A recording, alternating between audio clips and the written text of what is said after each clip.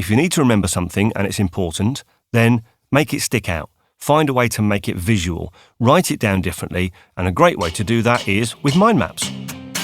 Hello, and welcome to Sharp, the podcast where we help you get a little better at the stuff you have to do, so you can spend more time doing the stuff you want to do.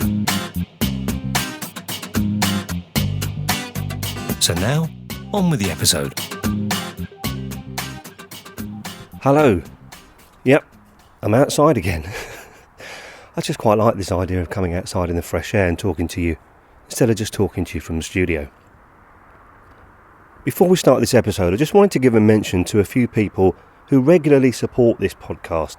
They either do it on social media, or they do it in the real world, or they do it just with their ideas and their encouragement. There's loads of people, and I won't be able to mention everyone in this episode, so what I'm going to try to do is pick up a few people to thank in each episode in the future. So the first one is Lisa. You've heard her talking with me over the kitchen table, and I need to thank her because she puts up with me being locked in the studio for hours, often being antisocial and miserable, just so I can make this for you. So let's thank her together. Then there's my voiceover buddies. There's Mel, Carrie, Debbie, Mike and Guy, who are always encouraging and who help me tremendously. What's that noise? See, if you listen carefully, there's a dual carriageway not very far away from where we live. So there's that. There's someone cutting wood. It's amazing, actually, really, isn't it, when you pay attention to the sounds around you. Anyway, where were we? Oh, well, talking about audio. The next bit is people that inspire me or give me good ideas or tips in terms of audio production. So you've got people like Chris Curran, Mike Del Gaudio, and then on Facebook there's groups like the Podcasters World and the Podcast Editors Club. And speaking of podcasts, there are some very cool fellow podcasters, and I thoroughly recommend their episodes. There are 5 I'm going to mention in this episode. The first one is Which Murderer, which is a compelling true crime podcast hosted by Holly and Gemma, and they ask you to decide who done the murder, or murder. Sorry about that. The next one's Release the Clowns. That's 15 minutes of proper silliness. It's out every Monday. I really like that one. The One You Feed is one of my all-time favourites, and that's just about how to become a better you. Then there's The Casual Birder, and that's a podcast where Susie introduces us to the delights of the bird world casually. And finally, in this episode, the Yes But Why podcast, all the way from Austin, Texas. That features different conversation each week, talking to improvisers, comedians, actors and writers about their creative careers. So there you go, a bunch of wonderful people. Thank you so much for your support, your ideas, your encouragement, and I'll put links to all those amazing people in our show notes. Right, let's get on with this episode. It's episode 58, and it's all about mind maps.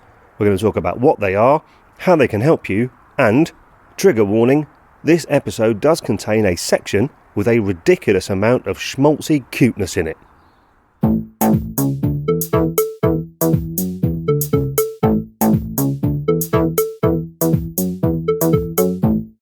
Now, when I was researching for this, I knew that mind maps came from Tony Buzan. And he brought the idea to the public's attention initially in a BBC television programme in the 1970s called Use Your Head. Here's the theme tune.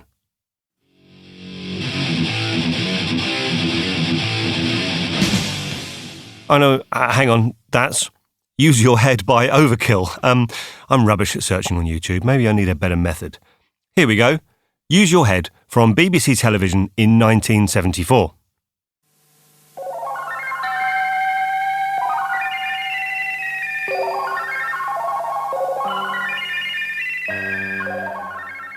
Now, for me, as a child of the 70s, the music produced by the BBC Radiophonic Workshop is evocative of childhood television. From Doctor Who to Blake 7, Hitchhiker's Guide to the Galaxy, the theme music and the incidental music was, at the time, the cutting edge of electronic music production. But these were the days when synthesizers were in a wooden case and recording was done on actual tape. Now, don't worry, this episode's not about me revisiting sci-fi programmes from 1970s television. I might do that as a side episode.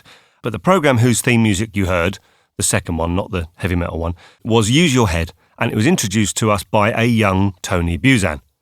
There he was in his pale blue safari jacket with massive collars, and he helped us learn how our brain works, how it stores information, and how we can help it by taking notes and recording information in a way that helps the brain and doesn't work against it.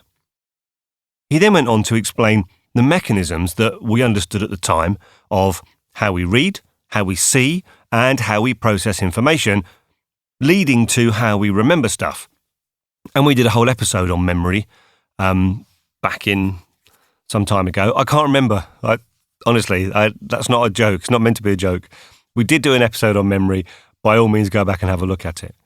But this episode's not about how we remember. It's about mind maps, and remembering things is just one way that they can help you.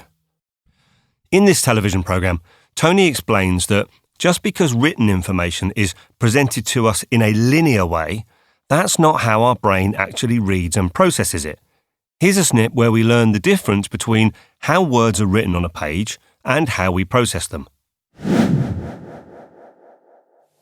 The same thing applies to print.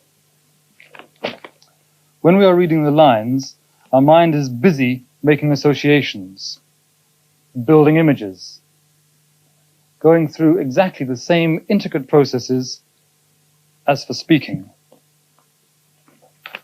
So our minds don't work in patterns, don't work in lines. Make sure you remember that. Don't work in lines, they work in patterns. And I'm going to now give an example of how we can use this. It's interesting how they kept that, where he messed it up. It's interesting how they kept it in. I do that. In fact, here's a secret. Sometimes I even put them in on purpose. That's because our brains can recall information better if we have a range of different thoughts and contexts kind of glued to it to help it stick. Our brains get bored easily, and then it's hard work to remember stuff. But if an unexpected event happens, then you remember the thing that you associate with it.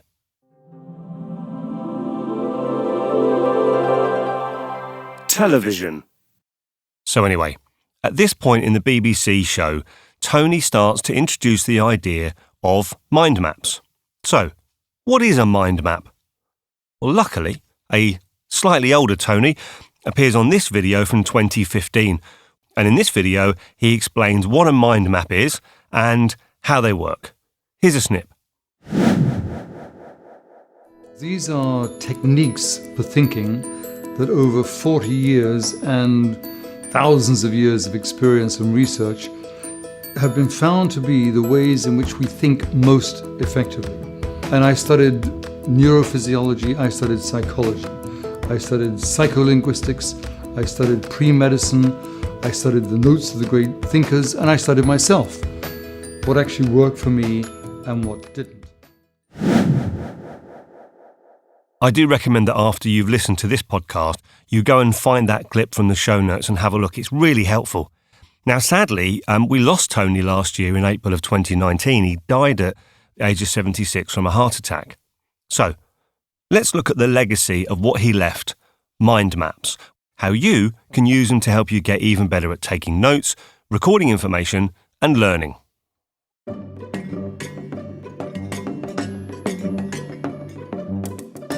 A mind map is a way of recording information as a diagram.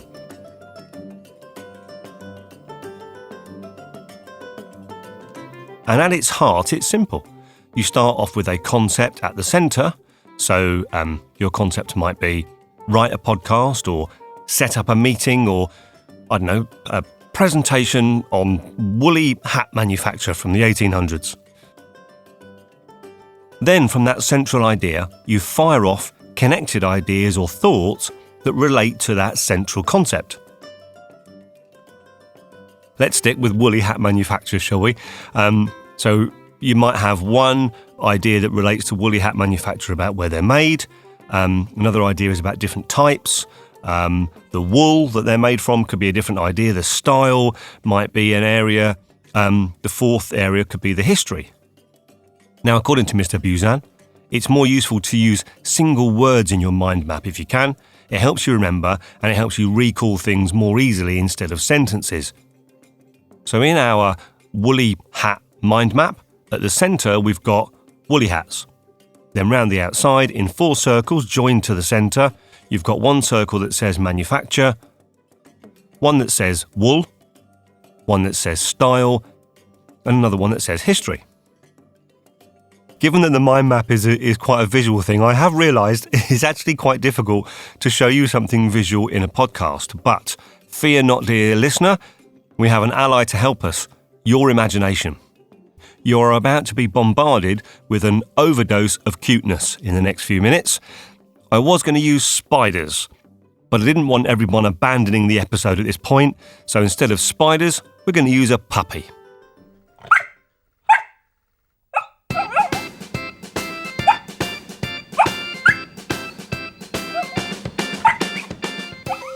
So for this bit to work, I need you to shut your eyes if you can. Please don't do that if you're driving or operating children.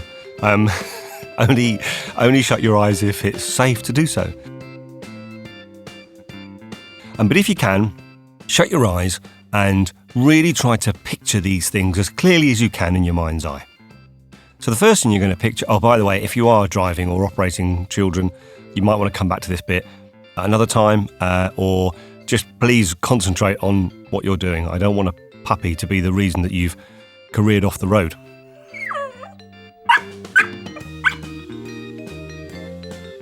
So, are you with me? Imagine in your mind's eye a cute little puppy.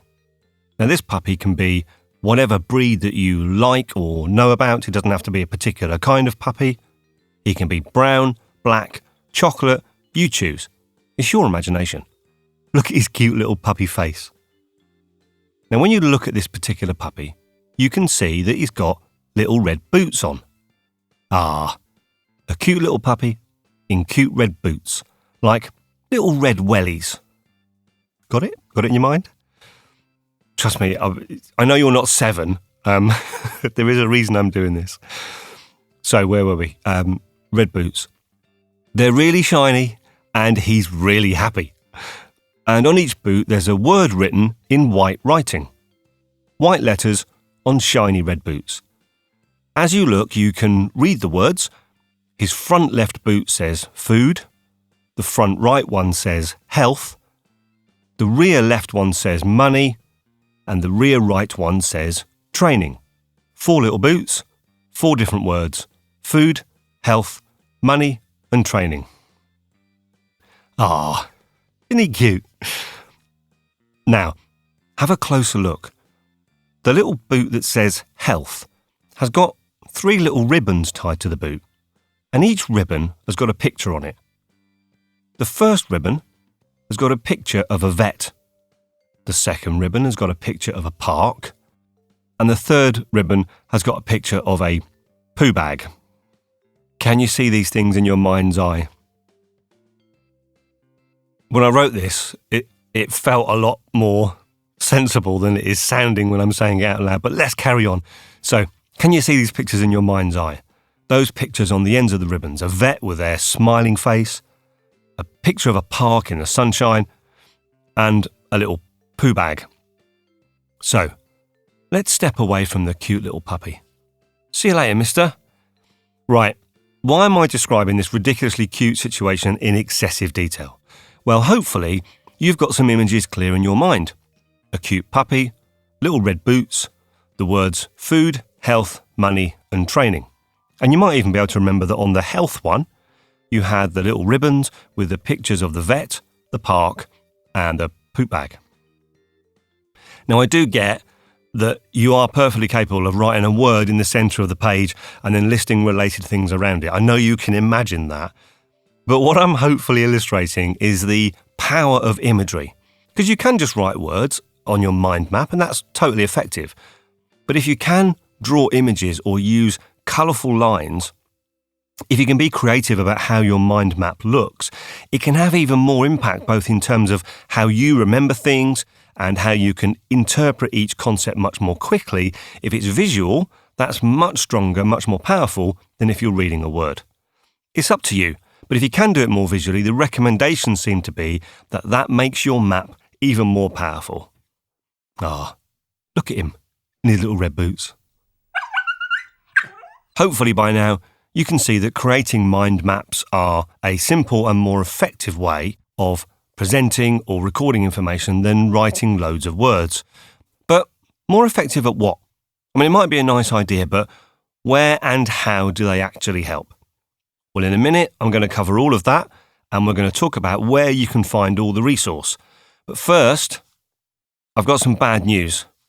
I thought we'd seen the back of him, but I'm sorry to say that Steve in the field is back. Somehow he discovered that we were talking about mind maps, and he's decided to send us this. It's going to be rubbish. Hi, Steve. It's been a while. I've definitely sent you loads of stuff over the last few months, but I haven't really heard any of them on the podcast. I'm guessing you must just be too busy. Well, for this episode, I was determined to send you something accurate, something directly relating to the subject and helpful to your listeners. So, I've done some research on your chosen subject for this episode, and here it is, my contribution all about maps.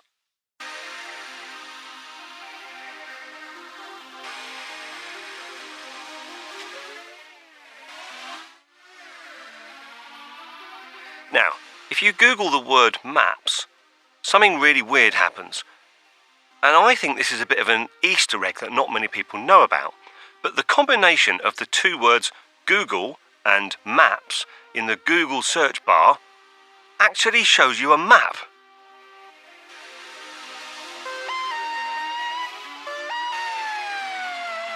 But that's not the strangest bit.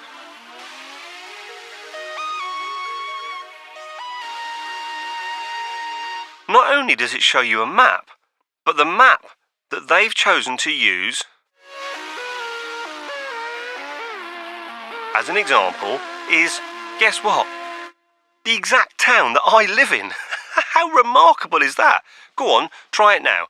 If you and your listeners try it, you type the word maps into Google and you click on that and there you go. A map of the United Kingdom centred on Kidderminster.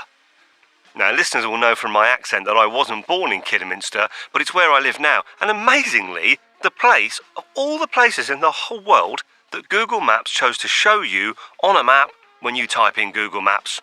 Finally, my claim to fame. Now, I know you're a stickler for detail, Steve, so my research didn't just end there, in Kidderminster. It's amazing what you can find on the internet, all of the facts in one place. So, I proudly present my top 10 of map facts that no one knows. Number 1. Not all maps are about Kidderminster. You can get a map of anywhere really. You can get one of Birmingham, Wolverhampton, or even foreign countries like Devon. Number 2. Maps don't just show you the dry parts of the land, they also show you where all the wet bits are, like Scotland.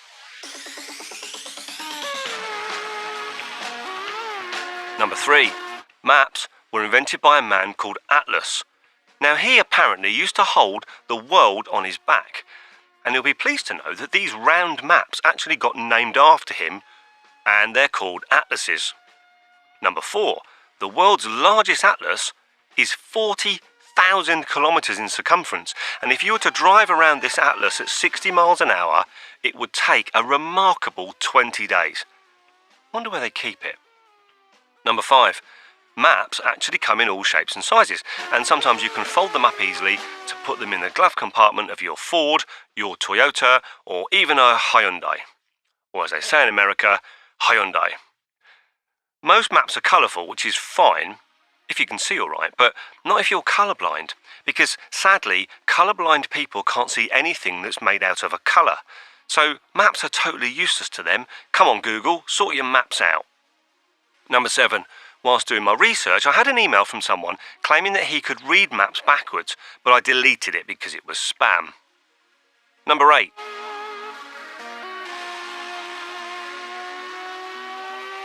So sometimes you can find a map in a town or on a street or sometimes on a hill, and usually they're a big map in a frame or they're stuck on a wall or something. And very often they have an arrow pointing in the middle of the map that says, "You are here." Amazing! How do they know? Number 9, old-fashioned maps are called cartography. And in the olden days, people had to draw maps with a pen just by looking around them and drawing what they saw. Like an artist, but useful.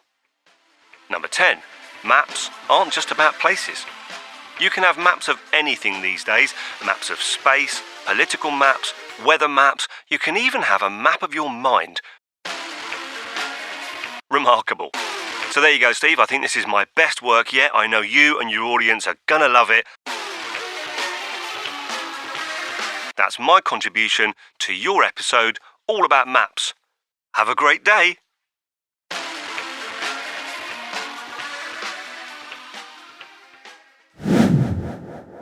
He's an idiot. Why do we even listen? Why do we even bother putting it up? Honestly, I've lost the will to live now.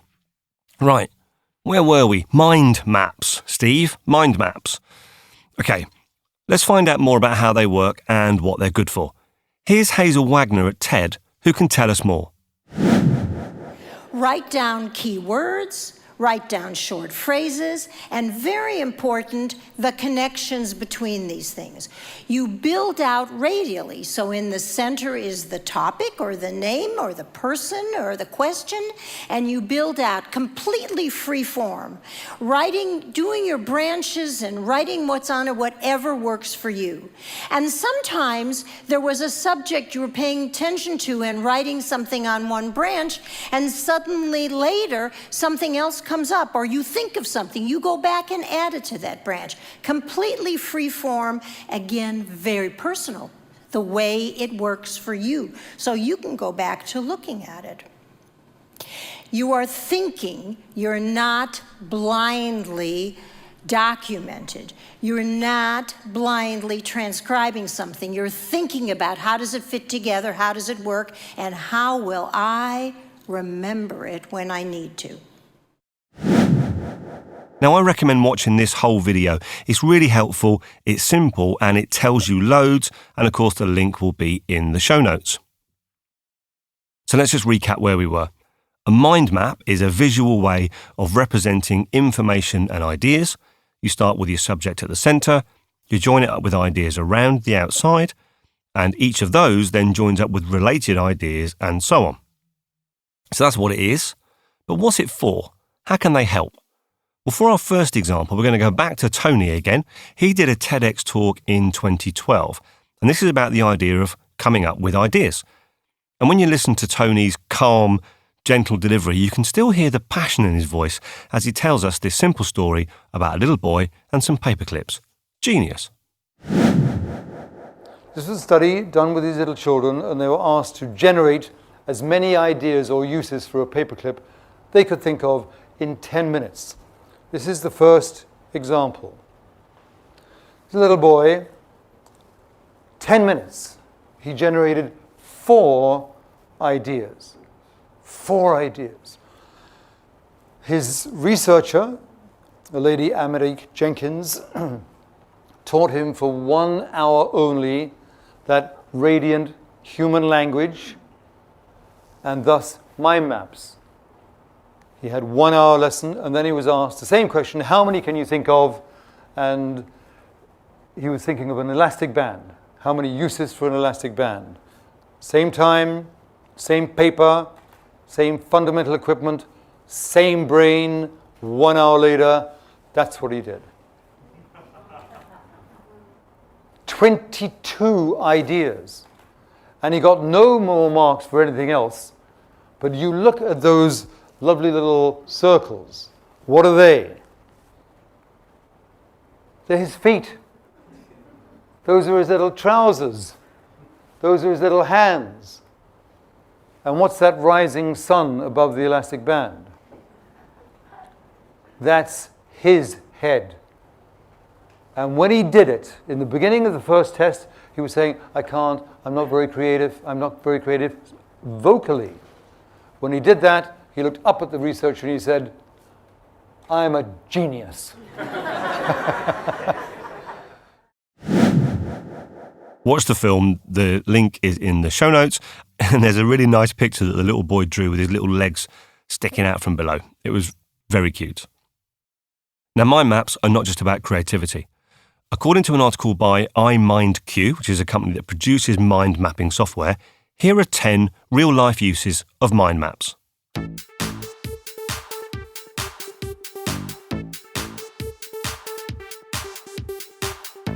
Number 1, memorizing. Now, this article explains two things here. It says that research approximates that between 80 to 90% of the information received by the brain comes through the eyes, and approximately 65% of the population are visual learners. Using that visual input makes it easier for us to recall the information even after longer periods of time. Number 2, organising ideas. So using mind maps to organise ideas makes it much easier to see the connections between ideas by seeing them in a non-linear fashion, which is different to writing. Number 3, brainstorming sessions. So mind maps are dynamic and they can follow the fast-changing tempo of a brainstorming session. So using a mind map format can help people to open up because new ideas aren't restricted. Number 4, attractive presentations. Now, research from as long ago as the 1980s shows that presentations using visual aids were found to be 43% more persuasive than unaided presentations. Now, I remember visual aids from the 80s, acetate sheets on an overhead projector, pictures on a blackboard, or a television on a big table on wheels that they used to wheel in with a video recorder underneath it as big as a suitcase. Anyway, sorry, I'm going back off the subject. Attractive presentations. So this article explains that mind maps are excellent for presentations because they provide a well-organised flow that's easier to grasp. Your map will probably be what they remember the most. Number 5, simplifying complex ideas. So, as Leonardo da Vinci said, simplicity is the ultimate sophistication. We can see how mind maps can help get complicated ideas across much more simply than just in a list or just a text-only way of showing information. Number 6, case studies. And this was a bit loose to me. I don't see this as being the strongest benefit, but what they say in this article is that case studies should have a logical structure and a clear outline.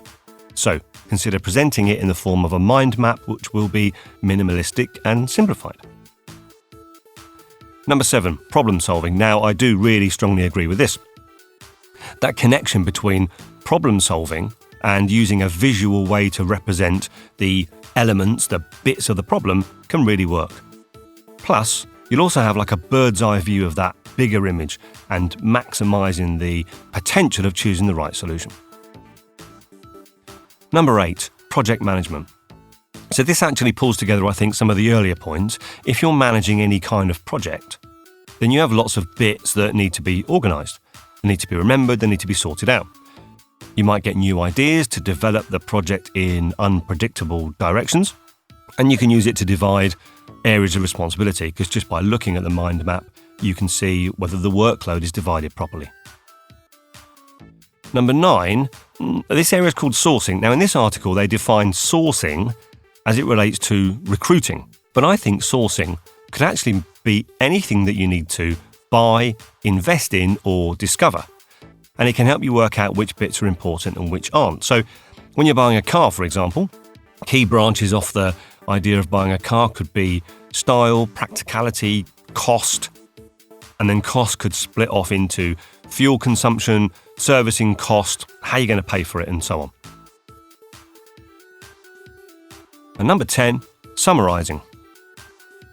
So whether that's books you've read, films you've seen, your weekly tasks, anything, you'll remember the summary much longer than if you've written it down in the form of a paragraph because, as I mentioned earlier, our brain works by visualising and organising. And since a picture is worth 1,000 words, you could try producing your first mind map, if you haven't done one before, based on this article by putting the words mind map in the middle and then the 10 ideas we've just shared around the edge, and then you can see how you can make them work for you. A mind map of a mind map. And this iMindQ is a great resource. I'll put the link to their site in the show notes, not just because they're trying to sell you their software, but they have a great blog, and that's where I found this article. It tells you loads more about how we could use mind maps in all sorts of areas: communication, planning a holiday or a vacation, writing essays, having meetings. It can help with your goals and financial planning. Really useful for planning an event like a wedding, or creativity, for example, could be producing a podcast. And yes, before you ask, I do use a version of mind mapping to make this podcast. So I use a bit of software called Scapple. It works exactly like a mind map. You have a central idea, you write other ideas around it, you can link them, move them around, fire off other ideas, and eventually, hopefully, we end up with an episode that's got enough variety and interest, but flows in an order that makes sense to you and it's useful. Well, apart from the bits that got Steve in the field in anyway, but I reckon you know what that's all about, really.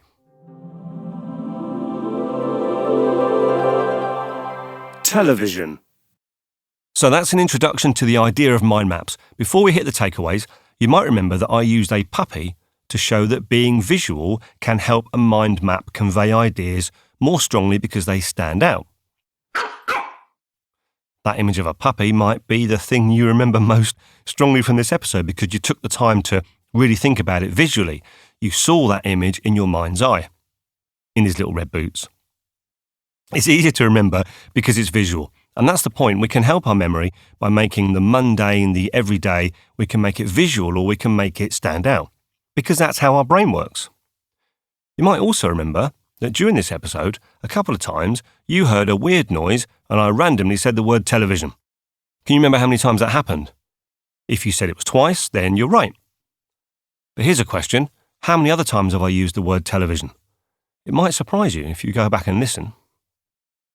Now, those other occasions don't stick out because the word television was buried in a heap of other words, and at the time, that word in isolation wasn't important. So the suggestion is that if you need to remember something and it's important, then make it stick out. Find a way to make it visual. Write it down differently, and a great way to do that is with mind maps. Here's the takeaways.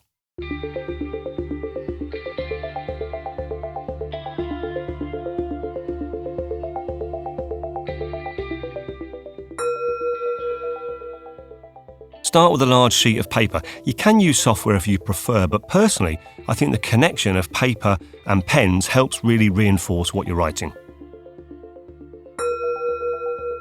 Put the main theme or concept in the middle, and if you can make it an image that clearly shows you what it's about, that would really help.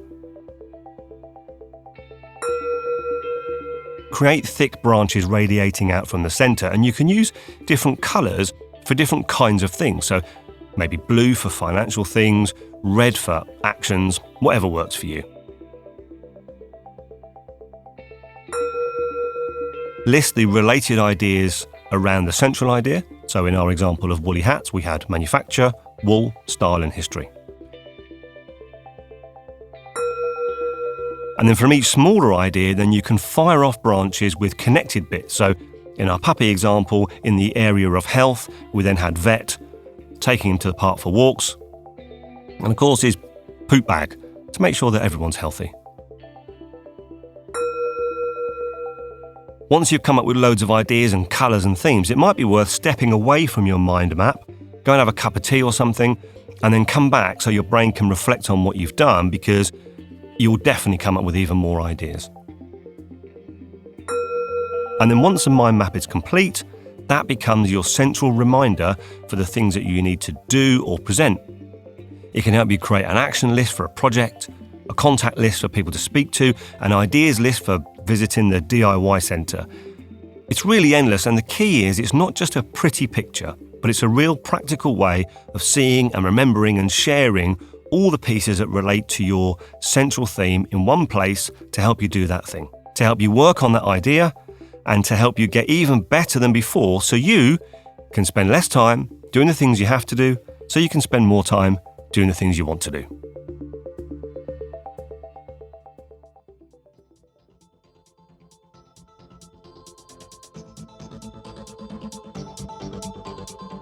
All the links, resource and articles I've used in this episode will be in the show notes right there on your device. Hopefully you'll find them helpful and useful, and hopefully you'll find this whole podcast helpful and useful. I hope you do, and I do spend a lot of time and effort making sure it's relevant, helpful, and entertaining enough for you to listen to. If you agree and you'd like to show your support, there are several ways you can do it. You can share the podcast on Twitter, Facebook, or Instagram.